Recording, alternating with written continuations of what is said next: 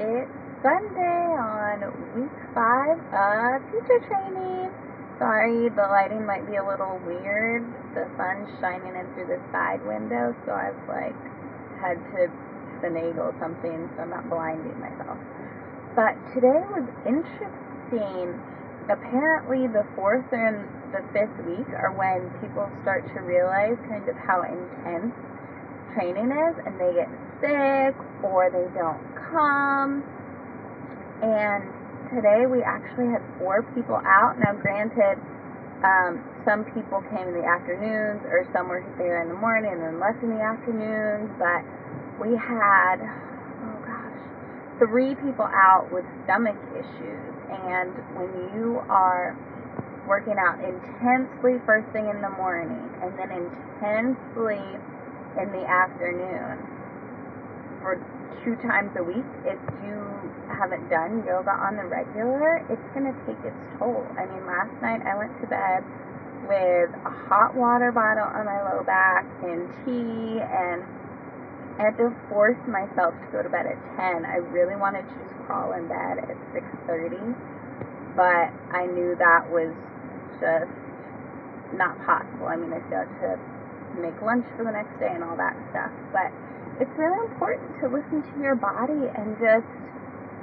remember that you're doing something really intense. The average person does not do this every day on top of whatever their normal job is. They only do this if yoga is their job. So just give your body a break. I mean, come on. So that's just something to keep in mind, is, you're going to feel fatigued all the time and, oh my gosh, starving all the time. I cannot stop eating.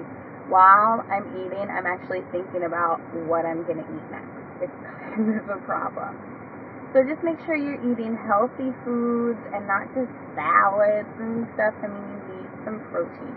So protein shakes. I bring protein pancakes every morning.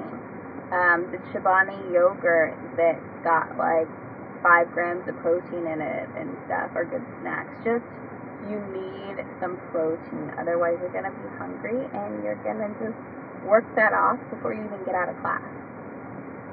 So we have to observe again. I think I said this in my last video. We are observing for the rest of the time, which it's good. I mean, it's awesome. But for me, that's another class that I have to go to that I'm not doing anything.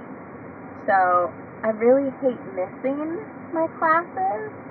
So, of course, overachiever over here is trying to go to all my regular classes and then go to my favorite teachers at a different time and observe that class so I'm not missing anything.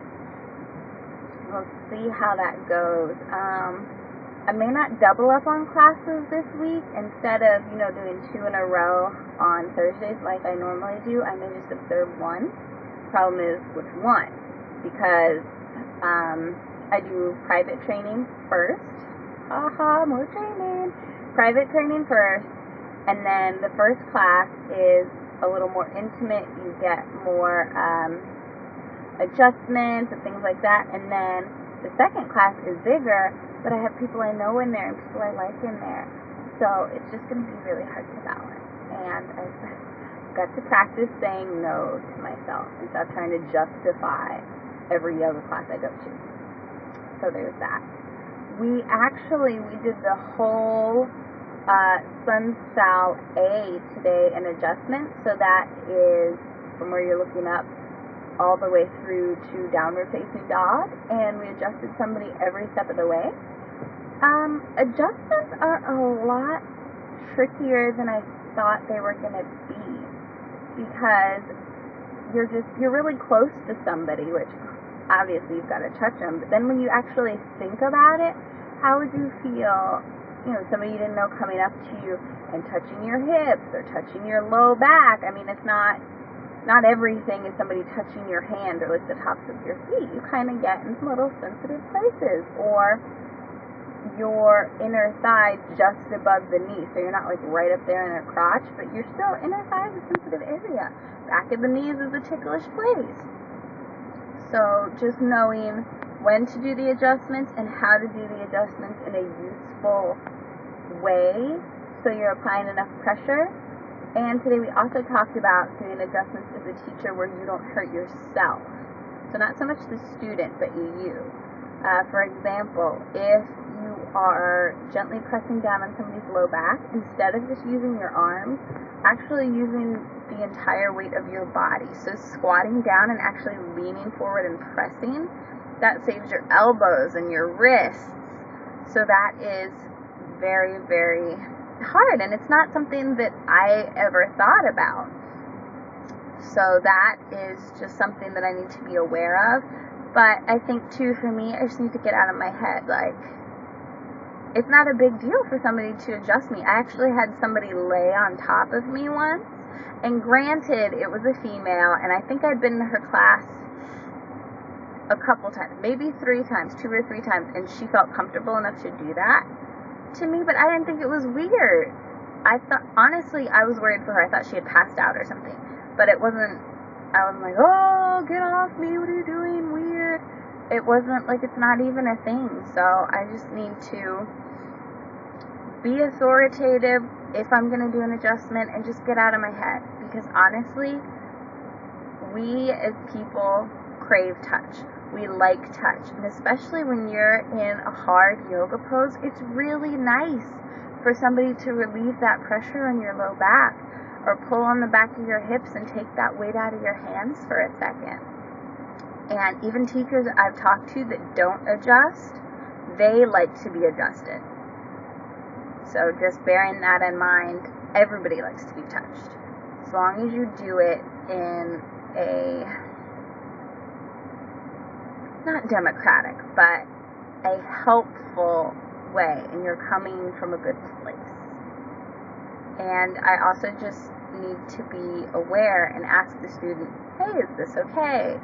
Hey, does this feel weird? So just not adjusting somebody, because you don't know what they're feeling in their body. So you need to keep an open communication.